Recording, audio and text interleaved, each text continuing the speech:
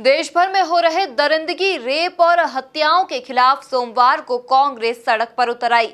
इंदौर में भी कांग्रेस नेताओं ने गीता भवन चौराहे पर मौन प्रदर्शन किया और स्लोगन के जरिए सरकार पर जमकर हमला बोला। देखें ये खास रिपोर्ट। शिवराज मामा, तेरे राज में बेटियां होना अभिशाप है। बलात्कार में नंबर 1 मध्य प्रदेश और उत्तर प्रदेश। बेटी हम शर्मिंदा है, तेरे कातिल जिंदा है जैसे नारों के साथ सोमवार को कांग्रेसियों ने मध्य प्रदेश और उत्तर प्रदेश सरकार पर जमकर हमला बोला।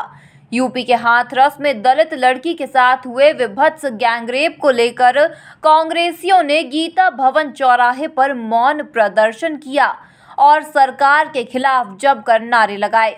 इस दौरान एमपी कांग्रेस की उपाध्यक्ष अर्चना जायसवाल, कांग्रेस के राष्ट्रीय सचिव संजय कपूर, वरिष्ठ कांग्रेस नेता भंवर लाल शर्मा, कांग्रेस नेता दीपक पिंटू जोशी, देवेंद्र यादव, नितेश नरवले, सन्नी राजपाल, शिव घावरी, विनोद चौकसे, बादशाह मिमरोट और मनीष मिंडा समेत भारी संख्या में कांग्रेस कार्यकर्ता मौजूद रहे।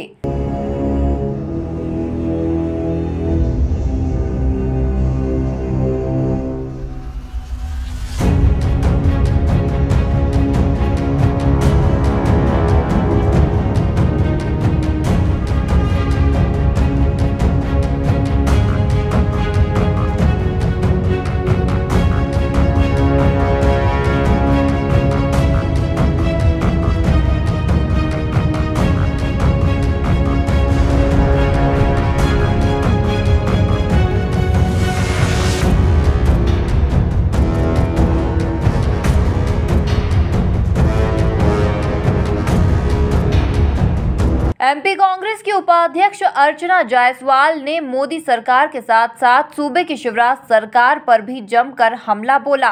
कांग्रेस नेत्री ने दोषियों को फांसी देने की मांग की। देखिए, क्या पीड़ित परिवार से मिलने जाना क्या बुरा बात होती है? क्या राहुल गांधी जी गए, कितनी जद्दोजहद करनी पड़ी, प्रियंका गांधी जी भी गई और आज हम लोग भी सब जगह जाते हैं तो हम लोग को ये लगता है कि सरकार क्यों इस विषय में गंभीर नहीं होती है। क्यों नरेंद्र मोदी जी अपने सरकारों को, हर सरकार को ये दिशा निर्देशित नहीं करते हैं कि बच्चियों पे जो अपराध हो रहे हैं ये संगीन अपराध है, ये चिंता नहीं चिंतन का विषय है कि ऐसा क्यों बढ़ते जा रहा है। हम लोग सोचते थे कि निर्भया कांड हुआ उसके बाद ये अपराध रुक जाएंगे। सोनिया गांधी जी भी मिलने गई थी, आप लोगों को याद होगा, रात में अस्पताल में मिलने गई थी, पर तो आज ये हालत हो रहा है। मध्य प्रदेश भी नंबर 1 महिला अपराधों पर, और यहाँ तो जो चुनाव का जो माहौल लग रहा है, चुनाव जो हो रहे हैं, शिवराज सिंह चौहान को मेरी बेटी, मेरी बच्ची, मेरी बेटी पढ़ाओ बेटी बचाओ अभियान तो चलाते हैं, पर तो बच्चियों को सुरक्षा नहीं दे पाती हैं। ऐसी सरकार को सरकार में रहने का हक नहीं है।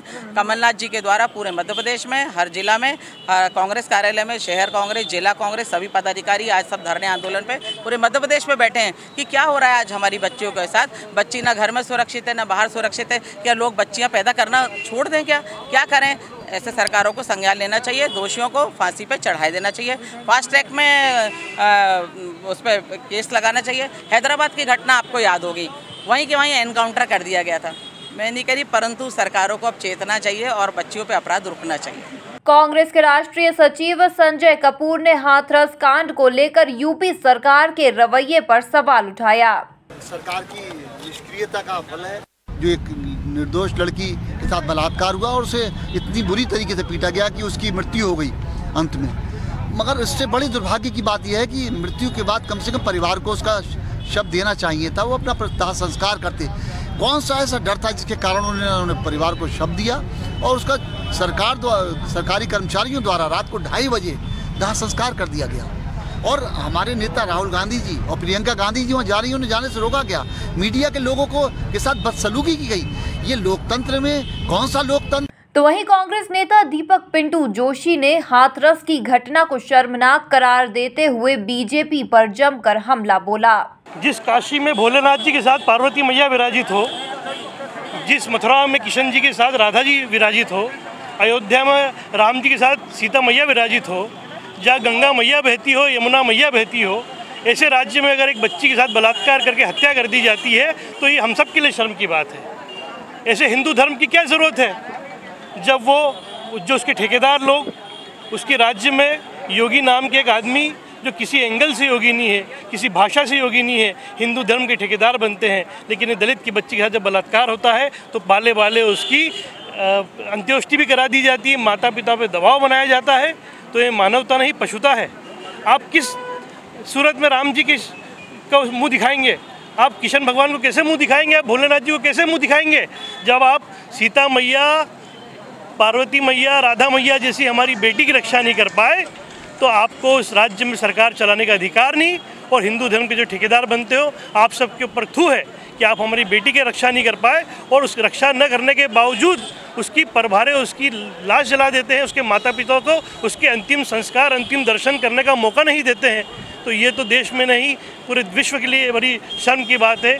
उस शर्मनाक घटना के खिलाफ पूरा देश विचलित है, पूरे देश में आक्रोश है। उस आक्रोश का एक हिस्सा इंदौर में कांग्रेस कमेटी द्वारा दिखाया जा रहा है। बाबा भीमराव अंबेडकर जी, जिनके मार्गदर्शन में हमारा संविधान बना है, जिनके हाथों से हमारा संविधान बना है, आज उनसे हम ये कामना करते हैं कि हे प्रभु, हे ईश्वर, भीमराव अंबेडकर जी, आप ये बताइए कि क्या न्याय हो रहा है? क्या देश में संविधान सबके लिए बराबर है? एक तरफ किसी नेता मंत्री जुड़े हो गए यूपी में तो आप किसी का बलात्कार कर सकते हो, किसी की हत्या कर सकते हो। क्या एक दलित बच्ची का जीवन का कोई मूल्य नहीं है?